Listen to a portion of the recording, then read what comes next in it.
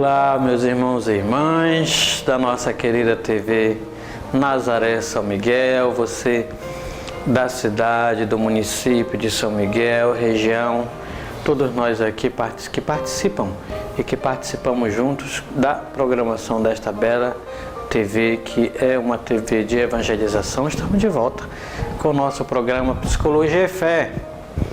Nós estamos no mês de agosto e neste mês de agosto, como nós fizemos no programa anterior, você deve estar lembrado, um apanhado geral sobre a vocação, e hoje nós queremos estar trabalhando melhor sobre a especificidade de algumas vocações.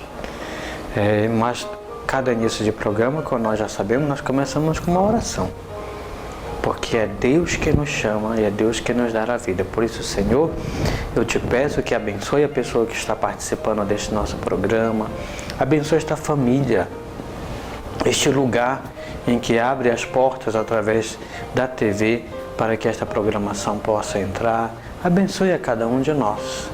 Nós somos teus filhos e filhas e nós precisamos da tua bênção. Dá-nos a luz do Espírito, abençoe todos os técnicos que estão a serviço da TV Nazaré São Miguel e abençoe todas as pessoas contribuintes que estão propiciando para que estas programações aconteçam através do fiel evangelizador. Tu que és nosso Deus, que é nosso Pai, que é nosso irmão Salvador e que nos santifica. Em nome do Pai, do Filho e do Espírito Santo. Amém. Daqui a pouco nós vamos voltar para que assim comecemos a reflexão sobre as nossas vocações. Deus abençoe.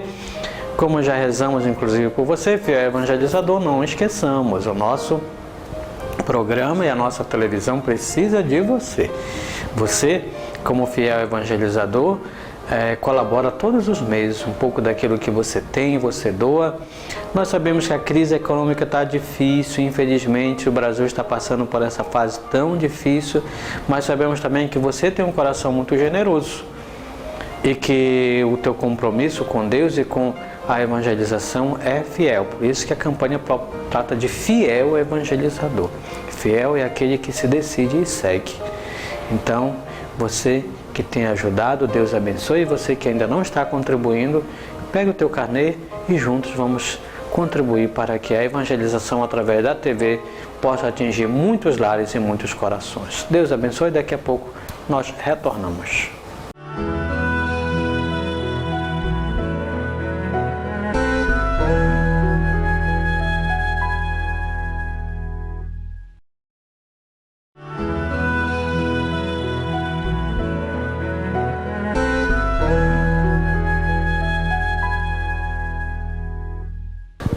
De volta aqui pela TV Nazaré, nós juntos com você aqui refletindo sobre a nossa vocação no programa Psicologia e Fé.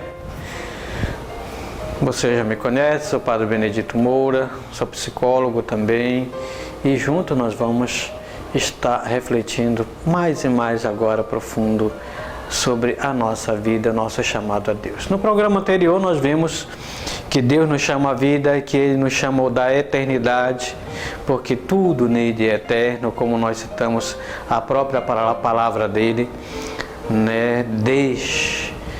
de antes da tua concepção no ventre materno, eu já te conhecia, portanto Deus já sabia sobre a minha existência.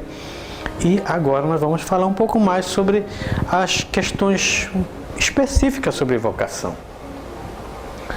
Entendendo a palavra vocação como chamado, como nós dissemos lá no primeiro programa sobre vocação, Deus me chama a vida, e também já mencionamos lá que Deus nos chama também a uma vocação específica, a vida a todos, e a partir daí nos dá um talento, nós podemos usar até a palavra talento, para desenvolver aqui nesta terra, ou um carisma, que a partir desse carisma, desse talento, nós possamos realizar primeiramente a nossa vida e aí contribuir com um projeto criador dele. Nós somos contribuidores ou contribuintes do projeto criador de Deus aqui nesta terra.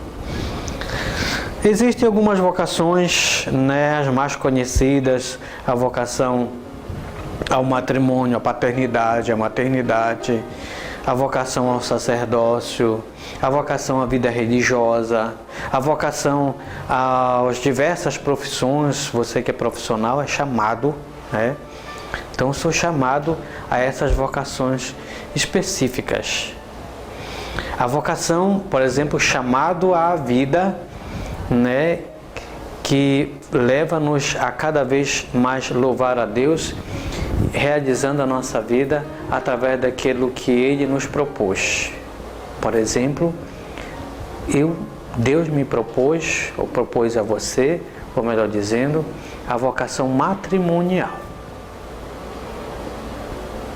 Ser esposo, ser esposa, isso está no coração do ser humano. Nem todo mundo tem a vocação matrimonial. Devemos deixar bem claro isso. Algumas pessoas dizem assim, eu não vou ser freira, eu não vou ser padre, então eu tenho que casar. E existe, inclusive, uma pressão externa para que algumas pessoas se decidam na vida, entre aspas, dessa maneira. Você não vai casar, não tem mulher, não tem marido, como é que fica a situação? Meu irmão, minha irmã, você que não se sente chamada à vida matrimonial, não fique frustrado não, tá? Não significa dizer também que você vai ter que ser padre ou que você vai ter que ser freira. Você é uma pessoa que foi chamada à vida e pode realizar a tua vocação de uma outra maneira. Existem pessoas que se doam, por exemplo, no serviço ao próximo, como voluntário, né, em tantas ONGs, em tantos lugares, como missionários, sem ser padre, de tantas maneiras, para que na sua profissão mesmo vão realizando a sua vida. Mas você que é chamado à vocação matrimonial, que belo! Deus tocou no teu coração para que você se unisse à tua esposa ou ao teu esposo e formasse com ele ou com ela uma família. Porque Deus conta contigo para que através de você Ele mande aqui nesta terra seus filhos. É muito belo. Deus coloca o seu amor no coração do ser humano para que o ser humano possa amar outra pessoa. Então, quem sente desejo de contrair o matrimônio, que procura uma esposa, que procura um esposo, primeiramente é tocado por Deus. Deus coloca um amor no teu coração, porque se você não tivesse amor no teu coração, seria uma tragédia o teu matrimônio. O que infelizmente é na vida de muita gente. Tem muita gente que não tem vocação matrimonial, mas que teima em contrair o matrimônio e, meu irmão, acaba com a própria vida e acaba com a vida dos outros. Contrai o matrimônio e dentro do matrimônio trai, engana, mente, não ama, maltrata. Eu tenho encontrado pessoas que têm precisado fazer acompanhamento psicológico, inclusive até com psiquiatra, têm ido até para medicação antidepressivo, depois de passar pela vida de uma pessoa. Vamos imaginar, por exemplo, você que casou com uma determinada pessoa, esperando ser amado ou amada por ela. Ela foi com você até diante do altar e jurou para você, ou num cartório, se teu casamento for só civil, fidelidade, amor e respeito. São as 3 promessas grandes do matrimônio. Fidelidade, eu te prometo ser fiel, eu te prometo amar, eu te prometo respeitar. Depois você foi para casa, começou o respeito indo embora. Às vezes aquela pessoa é uma pessoa grosseira, começa a dizer coisas, ofender, maltratar. Começou a fidelidade indo embora, a pessoa entra a traição. E aí, meu irmão, isso é todo um sinal de que nunca houve amor naquele relacionamento. Porque quem ama, cumpre o que vive. Porque quem ama é imitador de Deus.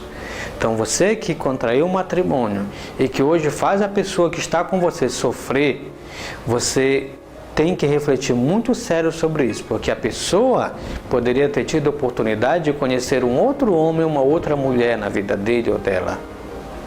E você entrou nessa vida, que é um dom de Deus, e você está fazendo essa vida sofrida. Você um dia vai prestar conta a Deus.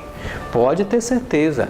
O projeto de Deus para essa vida, de vir a este mundo se realizar numa vocação matrimonial, de ser feliz, está sendo dificultado, está sendo ferido por você que entrou na vida dessa pessoa, prometendo a ela ou a ele amor e fidelidade e respeito, e depois você está brincando com essa vida. Além dessa mulher ou além desse homem, você tem vários outros. Você maltrata, você espanca. Infelizmente, nós temos que ter, por exemplo, no Brasil, uma lei chamada Maria da Penha, para proteger muitas mulheres que são espancadas pelos seus maridos. Brincando também, eu digo, olha, também deveria haver uma lei José da Penha, porque a gente sabe que existem muitas mulheres que também são más, que são violentas, que fazem mal contra os seus maridos. Eu conheço isso, essa realidade. Aí entra o desrespeito, entra a briga, entra a agressão, motivado por ciúme. Tem pessoas que vivem humilhadas a vida inteira. Você vai prestar conta a Deus por isso. Porque a vida deve ser amada, respeitada, cuidada. E você interferiu no projeto de Deus nessa vida. Você vive uma situação dessa ainda?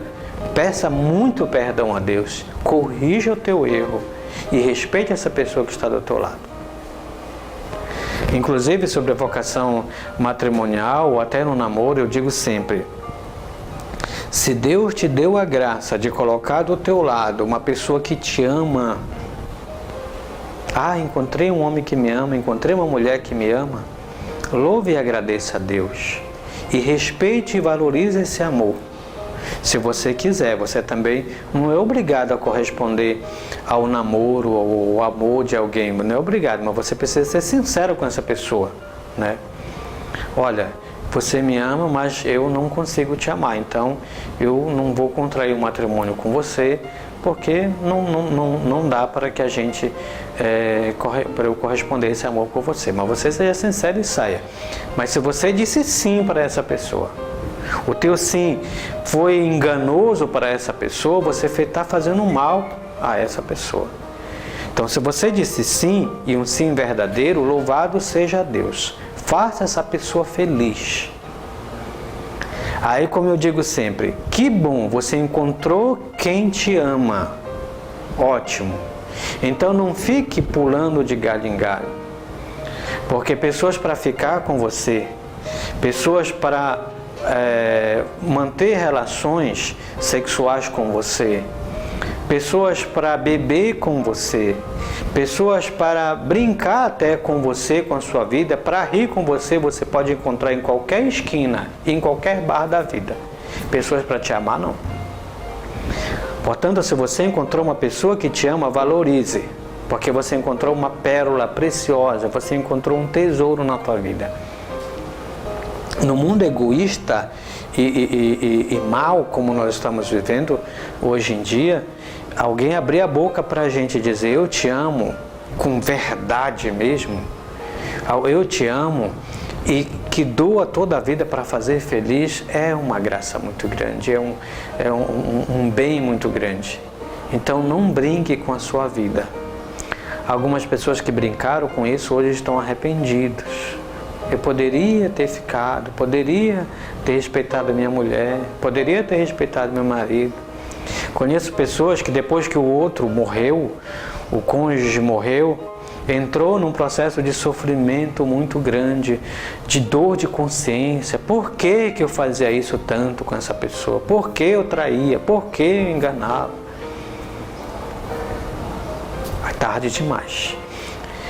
Digo sempre, nós precisamos nos amar hoje, porque amanhã a gente não sabe o que existe, se vai existir ou não. Hoje eu preciso abraçar, hoje eu preciso beijar, hoje eu preciso dizer te amo. O casal precisa ter um espaço para si. Às vezes o casal dorme, às vezes já dorme um na rede e outro na cama, ou então um na rede em cada lugar da casa, já se dorme separado. Até porque muitas vezes, pela situação da casa, dos filhos, não tem condição de dormir juntos. Às vezes um acorda aborrecido com o outro. Já porque tem que fazer comida para menino, tem que levar menino para a escola, tem que sair cedo para o trabalho, tem gente que trabalha até de noite, já não dorme em casa. É preservando e lutando pela graça que o Senhor te deu que você vai ser feliz, vai realizar a tua vida. Uma vez que você fica brincando com a tua vida, às vezes está com uma pessoa, está com uma outra, está com uma outra, você não consegue ser feliz. Tem muita gente que pensa que vai ser feliz dessa maneira, não, porque além de ser um desperdício de energia humana, psíquica, é também um desperdício espiritual. E aí, meu irmão, quando o pecado entra numa vida, o mal entra e destrói tudo. Então vamos continuar nossa conversa daqui a pouco, no próximo bloco. Deus abençoe a tua família, Deus abençoe todos os casais, Deus abençoe você, namorado, namorada, que está pensando em encontrar aí um casamento, uma família, um matrimônio. Não tenha medo, porém, desse momento tão especial. Se esta é a tua vocação, pode ter certeza, Deus vai estar ao teu lado sempre. Como já dissemos, própria promessa de Jesus, estarei contigo todos os dias. Contribuiu conosco para esse programa, para a nossa TV Nazaré, São Miguel. Você, fiel evangelizador, continue nos ajudando, devolvendo a tua doação. Você que não é, está aqui o carnê.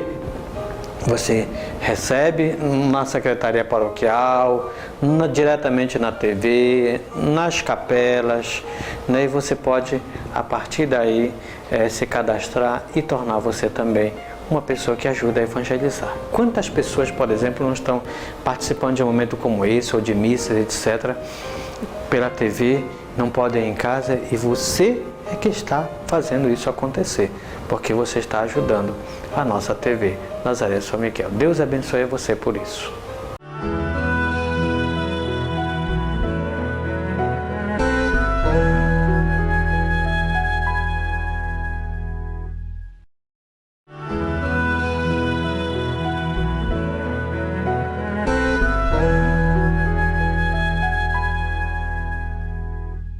De volta depois do nosso intervalo com você, refletindo sobre vocação, e hoje mais específico sobre algumas vocações. Nós conversamos com você agora sobre a vocação matrimonial, que é esta bela vocação. Gostaria de dizer, porém, que não existe uma vocação inferior ou superior.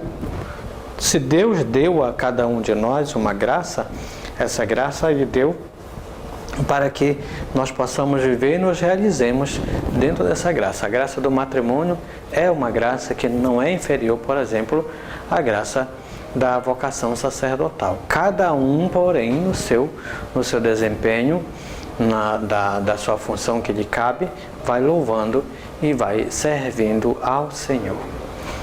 Entre a vocação, as diversas vocações, além do matrimônio, as mais comuns, a vocação sacerdotal e vocação religiosa. A vocação sacerdotal. Infelizmente, nós temos um déficit muito grande de sacerdotes no mundo. Uma vocação, não é uma vocação difícil de ser realizada, mas é uma vocação que tem uma exigência maior em relação à vida, porque exige, assim como no matrimônio exige uma doação total àquela esposa ou àquele esposo, a vocação sacerdotal exige uma doação total ao povo e a Deus, primeiramente a Deus. Ressalto que se a vocação é um chamado de Deus, nós vamos ver quando Jesus Cristo chama os 12 discípulos, Ele chama primeiramente para estar com Ele. Deus chama-nos a vida para estar com Ele. E a partir de estar com Deus, nós recebemos dEle uma missão para realizar neste mundo algo. Ele, portanto, nos chamando para estar com Ele, Ele nos capacita, Ele nos dá os talentos, Ele nos dá os carismas, Ele nos dá o seu Espírito, e a partir daí nós desenvolvemos a nossa missão neste mundo. O sacerdote é que assim como o marido e a mulher, é chamado a uma missão. A vocação sacerdotal, que eu já falei, não é superior nem inferior a qualquer vocação, mas é uma vocação que exige do candidato né, algumas coisas que muitas vezes não exigem, por exemplo, do marido e da mulher, entre eles o celibato. Na Igreja Católica, e algumas pessoas até questionam, né, eu vi outro dia discursos inflamados até de pessoas de outra religião que dizendo que a igreja deveria liberar o celibato, que os padres deveriam casar. Sobre isso, meu irmão, minha irmã, nós sabemos que isso é uma norma da igreja. Cada candidato ao sacerdócio, ele sabe disso. Então, antes de eu me decidir ser sacerdote, eu preciso tomar consciência disso. É isto que eu quero para a minha vida? Cada vocação tem sua exigência. Por exemplo, um soldado não pode querer depois, né, não obedecer o seu general, não pode querer depois ficar no quartel e na rua, não pode querer ficar se envolvendo com pessoas que não fazem atos bons. Né? Assim como o marido ou a mulher não pode depois querer estar com outras mulheres ou outros maridos, outros homens, outras mulheres, melhor dizendo. Um profissional que pega um trabalho não pode depois querer ficar faltando ao trabalho. Assim também o sacerdote tem a sua exigência, cada vocação tem as suas exigências. Então o sacerdote é uma pessoa que, querendo responder ao chamado, porque também ele pode dizer sim ou não, ao chamado de Deus para servir, participando do sacerdócio de Cristo, ele diz o seu sim. Existe o sacerdócio comum e o sacerdócio ministerial. O sacerdócio comum é aquele que todos nós participamos do sacerdócio do Cristo através do batismo. Pelo batismo, nós recebemos a incumbência ou até a graça de participar da missão de Cristo, que é sacerdote, profeta e rei. Pelo batismo, eu já sou sacerdócio, pelo sacerdócio do Cristo, porque eu me torno o corpo de Cristo, participando da igreja dele.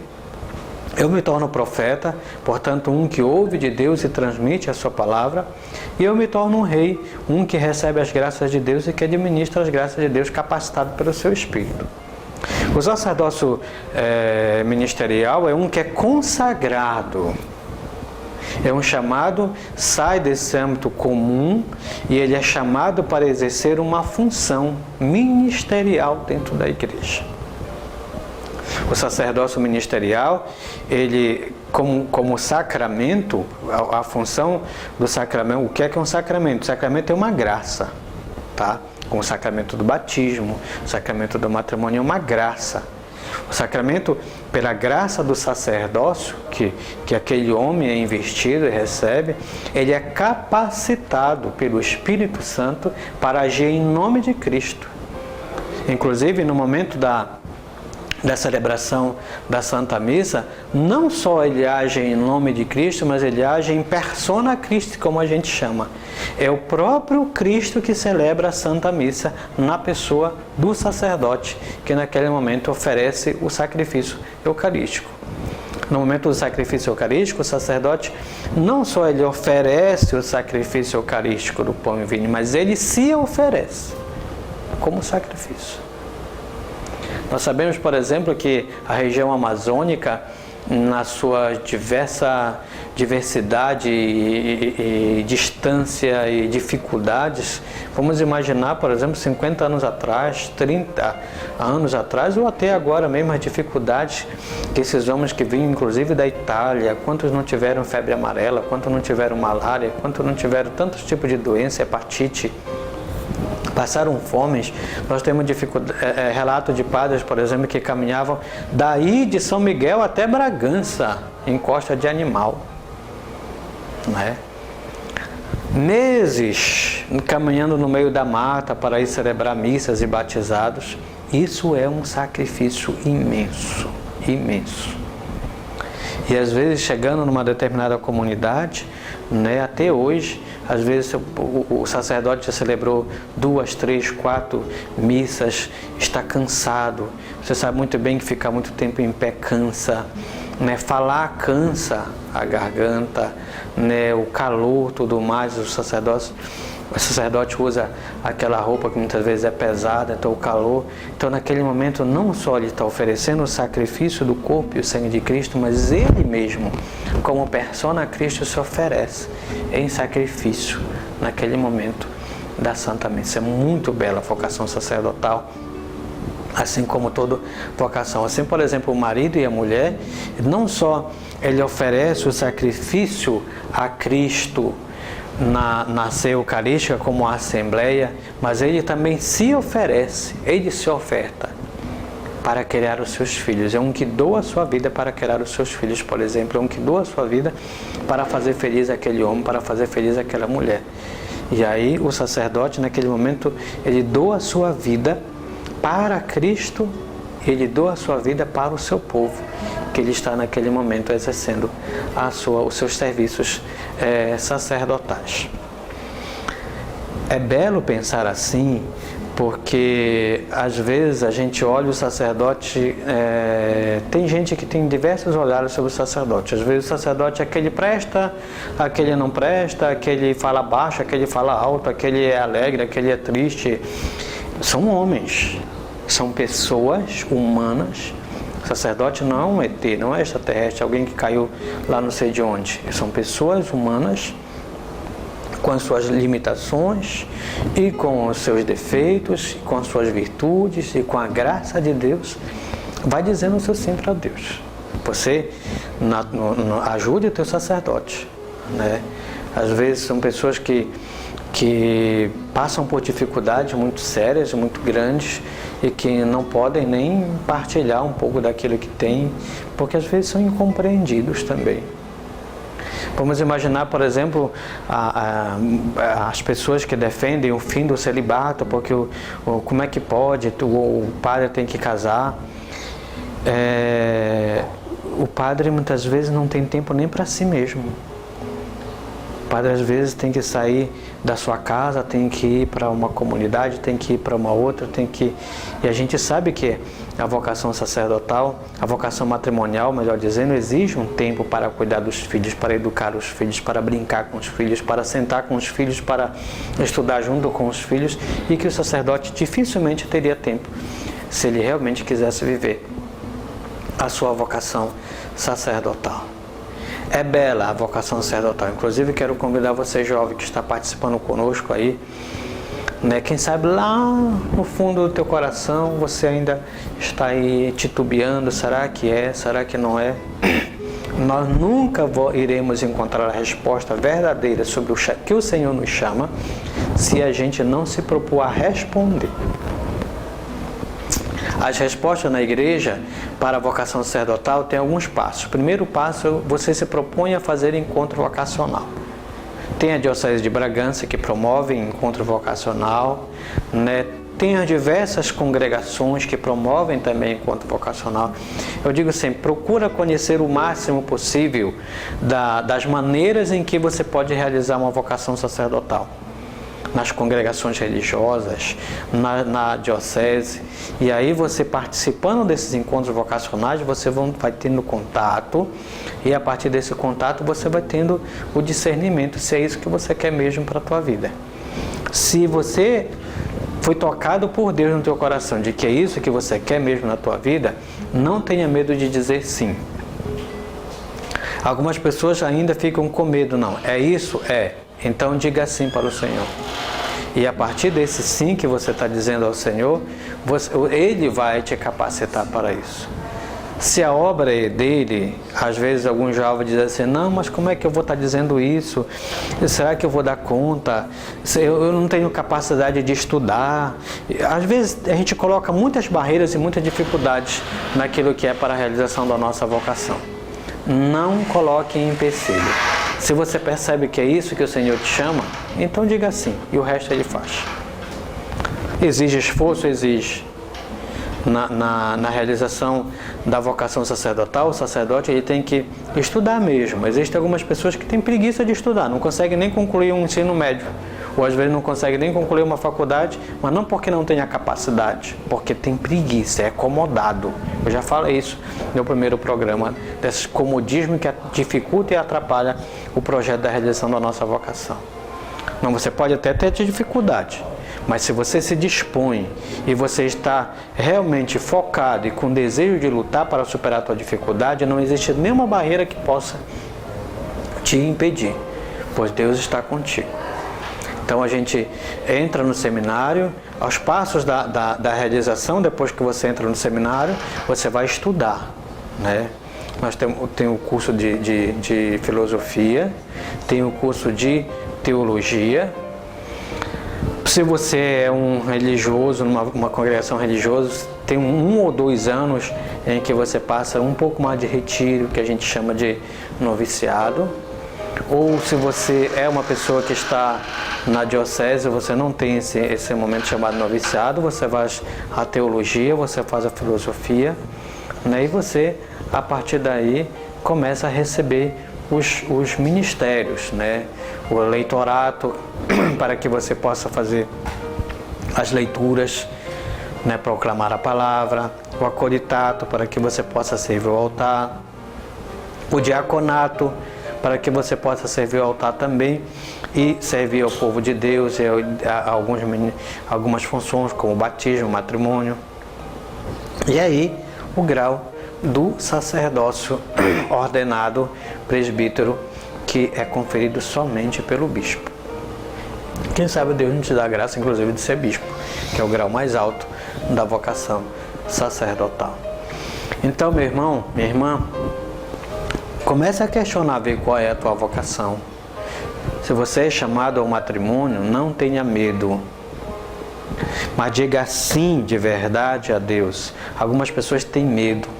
Eu tenho encontrado jovens que, por terem passado por experiência dolorosa, ver dentro de casa, de pais que se separaram, tem medo, não vou casar porque fulano casou, não deu certo.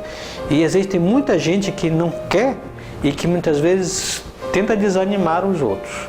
Não. É a tua vocação, diga sim sem medo. Claro, procure a pessoa certa. Namore com seriedade. Não confunda namoro com atos sexuais, que muitas pessoas têm confundido isso. Namorar é conhecer. Você se aproxima de uma pessoa, conhece.